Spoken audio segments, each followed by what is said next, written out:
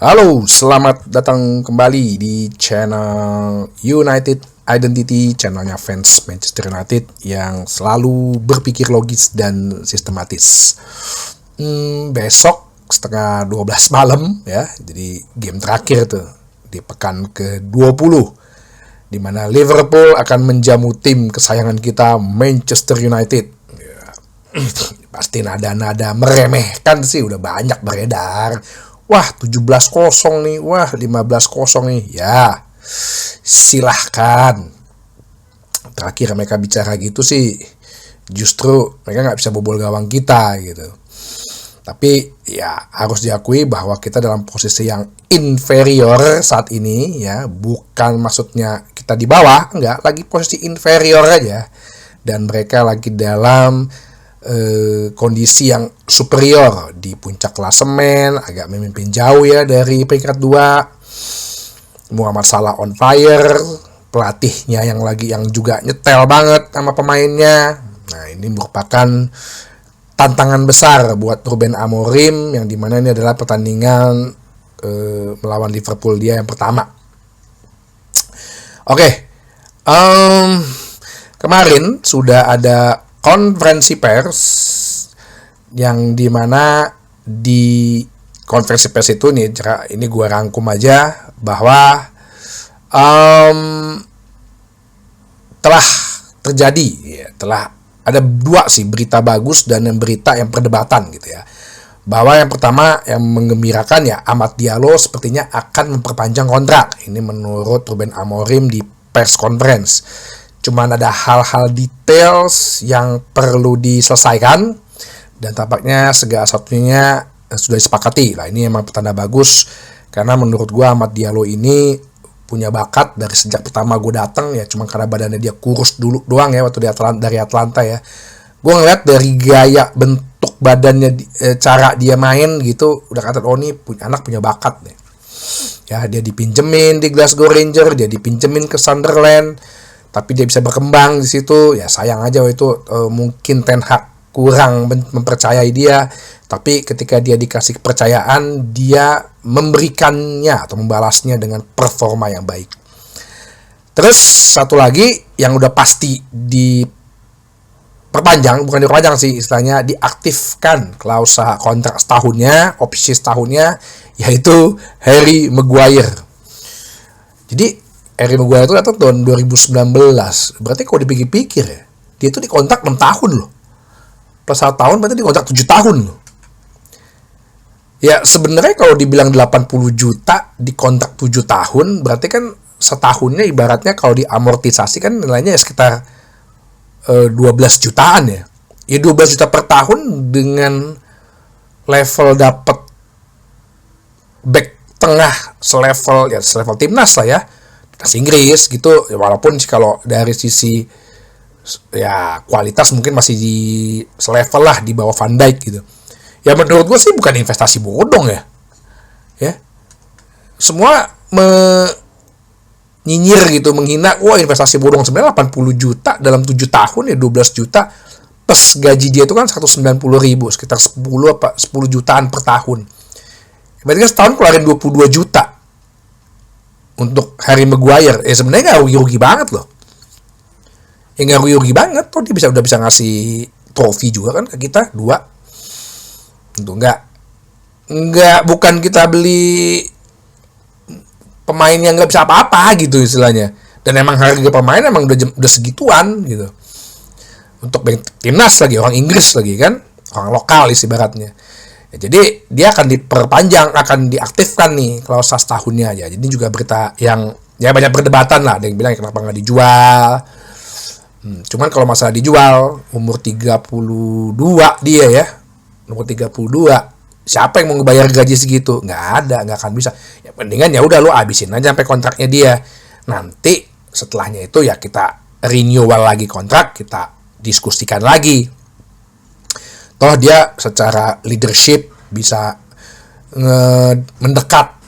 mendekat dengan para junior kan. Terus juga ya kalau dia dalam keadaan waras sih sebenarnya bagus gitu Harry Maguire.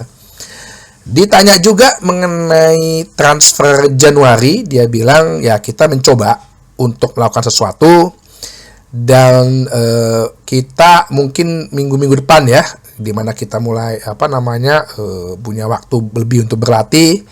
Tapi ya ini kan banyak games, masih banyak games Januari ini. Yang paling penting adalah tim ini dulu deh bekerja keras ya. Jadi fokus dari setiap game ke game. Terus ditanya mengenai bisa nggak menang lawan Liverpool nih? Ya, dibilang kan dalam football, dalam bola, sepak bola, satu pertandingan apapun bisa terjadi ya. Dimana bahwa kita yang penting harus fokus pada performance dan harus melakukan yang simple aja deh ya. Harus improve the simple things. Nah, tuh lo lihat tuh. Kayak kemarin yang Casemiro tuh depan gawang ya. Gue bingung kenapa dia mesti kayak mau ngelambung gitu. Padahal tinggal tendang aja ke tiang deket. Dan ada tuh golnya dia di Madrid begitu percis posisinya. Jadi nggak main simple kemarin gitu loh. Ya, jadi udah banyak banget nih.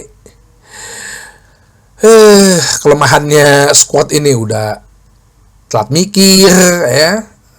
Lambat gitu decisionnya. Terus nggak main simple. Terus jarang lari ya kan. Lo lihat pemain dengan gaji 200.000 pun masih pada begitu. Kemudian apa sih yang udah dikerjakan selama ini ya? Dibilang semuanya ya, sampai small things, hal-hal kecil, transisi football itu juga dia terus diimprove. Cuman ya itu dia semua ini banyak kan gugup gitu, nervous katanya. Kayak ragu, ini masalah mental. Terus juga crossing, nah, set piece, nah itu dia tuh Bang Ruben ya, coba tolong Bang Ruben itu diperbaiki deh Bang Ruben, jangan sampai nanti besok amit-amit gol baru 5 menit udah gol gitu. Nah ini yang sempat ditanyakan mengenai Marcus Rashford kan, padahal beberapa jam sebelumnya ya ini pasti PR sih yang gue bilang kemarin di episode. Wah, Marcus Rashford ada beritanya katanya sudah berlatih sangat keras, semua terkesima di Carrington melihat Rashford berlatih sangat keras. Terus dibilang katanya dia juga menolak tawaran Saudi dan siap untuk bermain lagi sebagai di tim. Nah itulah kebanyakan PR, kebanyakan media. Ya lu buktiin aja dulu di lapangan sama di latihan. Ternyata si Ruben bilang apa? Rashford besok gak main. Dia sakit. Bayangin, dia sakit pas latihan pun juga gak ada. Tuh. Masih ada tuh yang mempertahankan kayak gitu. Kalau gua dulu, zaman, ya gak usah gua deh, kita deh. Kalau kita kerja dulu ya. Ya kalau sekarang mungkin karena masalah virus ya. Dulu kalau emang kita kerja, lo cinta sama pekerjaan itu, even pun sakit-sakit pun lo masuk kantor kan dulu ya. Kalau sekarang mungkin disuruh pulang ya, lo masuk kantor gitu karena ada sesuatu yang mesti gue kerjain, ada komitmen gue untuk mengerjakan sesuatu. Lah ini gitu, sakit melulu bilangnya ya. Jadi oke lah, kita lupakan aja lah udah ya, semoga laku gitu. Untuk besok gue kemarin sempet live ya, dan gue pengen sih ada beberapa perubahan yang ortodoks gitu ya, yang nggak mainstream gitu setidaknya. Jadi gue ya mau nggak mau kiper tetap Onana, coba 3 back tengahnya itu De Ligt, Maguire, Euro ya, biar kita bisa menghalau crossing karena tahu sendiri Trent Alexander-Arnold, Andy Robertson itu bagus banget dalam soal crossing. Jadi kita kayak butuh pemain 3 yang tinggi-tinggi nih. Tanpa mengecilkan Martinez. Ya Martinez itu mungkin di posisi 4-4-2 atau 2 back tengah itu mungkin dia lebih nyaman ya. Cuman kalau di back 3 ini kiri, dia mungkin masih perlu beradaptasi ya. Bukan berarti dia nggak bisa. Ya pemain hebat harusnya bisa sih.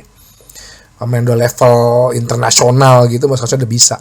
Nah, 4 di tengahnya ya Ugarte Fernandes gue mau ya. Jadi biar ada kreativitas, biar ada yang mau berani jemput bola. Jadi kalau Ugarte udah bisa breaking sebagai breaker recover bola, ya dia harus dibantu sama pemain yang bisa ngalirin bola.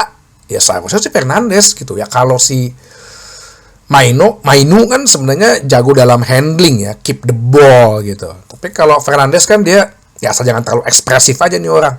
Ngalirin bolanya oke gitu. Kanannya, wingback kanan gue cuma pengen coba Anthony gitu. Jadi sekali-sekali agak ortodoks lah Bang Ruben ini. Agak nggak mainstream lah, agak itu-itu aja gitu. Nggak dalot lagi. Nah, sedangkan Mazraoui jadi wingback kiri. Kenapa? Karena di posisi sayap kanan itu ada Muhammad Salah.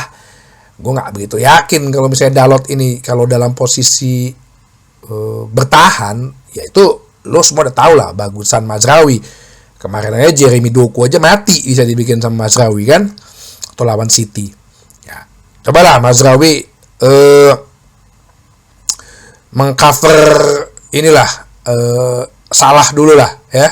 Biarkan sama-sama dari Afrika Utara tuh ya, Afrika Mesir dan Maroko kan berdekatan ya, mungkin dia lebih ngerti gitu kan bahasanya apanya, jadi lebih paham lah mengenai bagaimana mengcover Muhammad Salah. Nah depannya nggak apa-apa pasang kayak kemarin lawan Newcastle, Zirkzee, Ahmad Diallo sama Højlund. Kemarin itu sebenarnya bagus, cuman nggak ada pengalir bolanya, bola mentok semua tuh, nggak bisa keluar kita dari pressing, sehingga Zirkzee kelihatannya sama pemain sama para fans itu kayak cuman lari-lari doang, enggak gitu loh. Lu harus ngeliat dari sisi yang lainnya gitu. Zirkzee ini perannya apa sih? Jadi mungkin lebih kayak ke 3-4-1-2 gitu loh. Jadi amat biarin bebas. Ya, jadi si Højlund sama Zirkzee ini yang jadi kayak double strikernya aja. Jadi kita pakai 2 striker nih kayak zaman-zaman Sir Alex dulu. Banyak yang komen kemarin pas lagi gue live, ya ini imbang aja syukur ya. Gue rasa sih bisa mencuri poin ya. Gue sih berharap bisa mencuri poin, kemenangan lebih bagus ya, target dreaming sama target realistis. Asal kita jangan kalah lagi. Kalau kalah lagi mungkin tekanan akan lebih besar, tapi ya even pun tekanan lebih besar ya, gue udah bilang resolusi 2025 tidak ada kata pemecatan buat pelatih. Itu sih yang gue mau gitu. Tetap keep Ruben Amorim, tetap support dia. Toh 3-4-3 sebenarnya banyak kok yang bisa berhasil. Gue kemarin udah ngomong kan, Xabi Alonso, Conte, Tuchel. Nah, jadi bukan masalah ini formasi, gue udah pernah bahas juga. Milan 3-4-3 merubahnya dari 4-4-2 bisa. Tergantung pemainnya aja, mau melepaskan egonya nggak, mau menurunkan egonya nggak, kontrol emosinya nggak. Oke? Besok semoga bisa kasih pandangan mata ya, itu 11:30 sih seharusnya bisa, besoknya kerja lagi ya, harusnya sih jangan mengecewakan. Sampai ketemu lagi di bahasan berikutnya di channel United Identity, channelnya fans Manchester United yang selalu berpikir logis dan sistematis. Terima kasih.